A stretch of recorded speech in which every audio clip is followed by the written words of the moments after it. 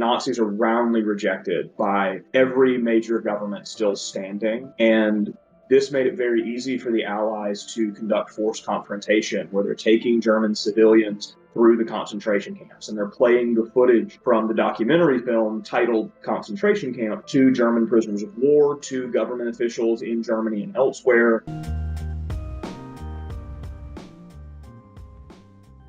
So my name is Jonathan Buchwalter. I'm a history teacher from Alabama, and I'm a novelist. I have been studying Nazism, fascism, and authoritarian governments more generally for basically all of my professional career. I find it really fascinating to see how people interact with systems that are very overtly not in their best interest and yet continue to be supportive of it anyway. I find it really just a fascinating phenomenon. I watched a friend go down that pipeline, and I didn't know what was happening to them. And I didn't know what was becoming of someone that I was able to have really spirited disagreements with, sort of over the span of maybe 2 years, become this completely different person.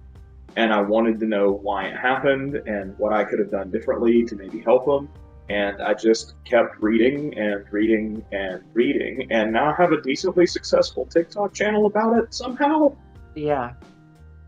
That's pretty cool. That's pretty cool. Did you ever figure out what you could have done? I don't think there's a really clear answer, like a one-size-fits-all answer for everyone. But for this person, I think a lot of what fascism draws on, fascism specifically, but authoritarianism in general, is this feeling of lost status, that you had something that was rightfully yours and it was taken by someone else. And that if you grant authority to the authoritarian, if you trust them to manage other parts of your life that you might not be okay with, then they will restore that status to you. And if I could have spoken to that a little more clearly, this person in my life was really going through it, and they really had lost some things that were meaningful to them. And I feel like if I could have spoken to that anxiety they were feeling a little more clearly, then they might have had somewhere else to go besides some weird conspiracy rabbit hole that led them to some really ugly places. Yeah.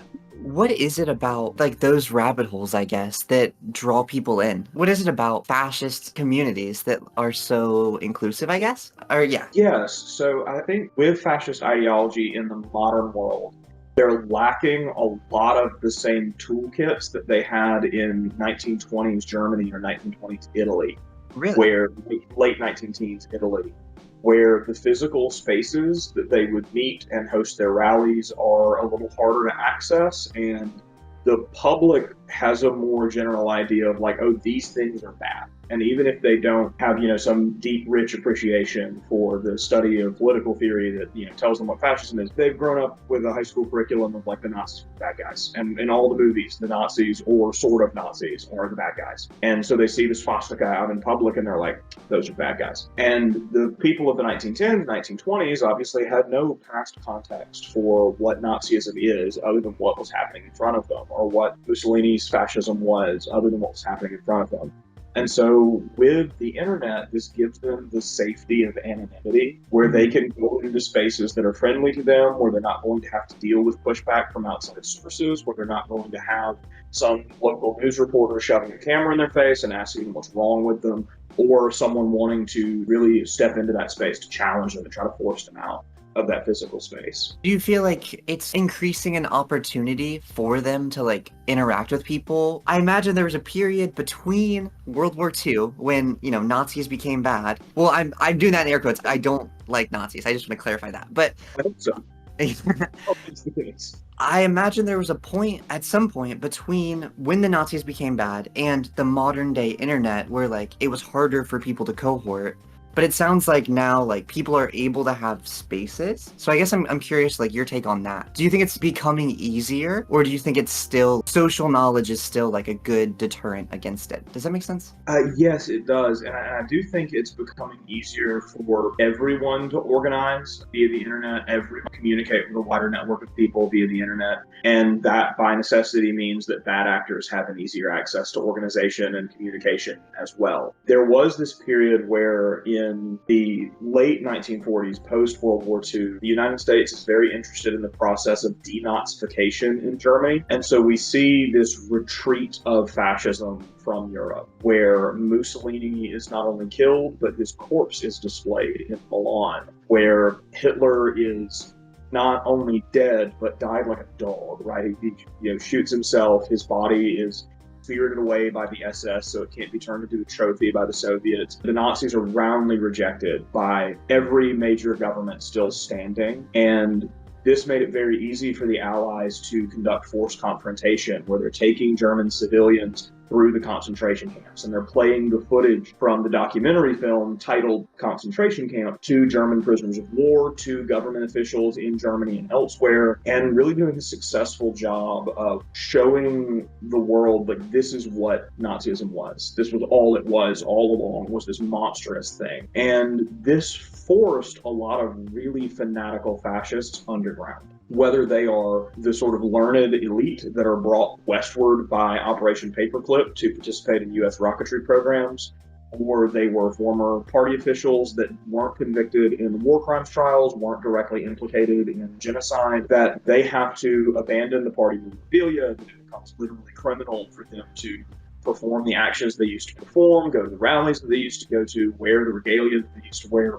And from the 1950s through about the 1980s, we see this sort of tongue-in-cheek fascism in the back alleys and beer halls of the Western world, that there is always this disaffected class of usually men, not exclusively, but usually men, who feel like the world owes them something and feels like they've lost something, and fascism speaks to that so well. But the sort of public organization that they had grown used to in the 1920s was not accessible anymore. And what we see in the 1980s is this shifting underground, where various paramilitaries around the United States, for example, agree one of the very few moments of organized fascist paramilitary activity in the United States, that they agree to take their activities towards a more cell-style approach, where they're going to drop the garish costumes, and they're not going to wear swastikas on their biker vests, and they're not going to be loud and outspoken in public, that they're going to keep that contained to the in-group only, to be more effective at organizing locally, because they understand their brand is toxic.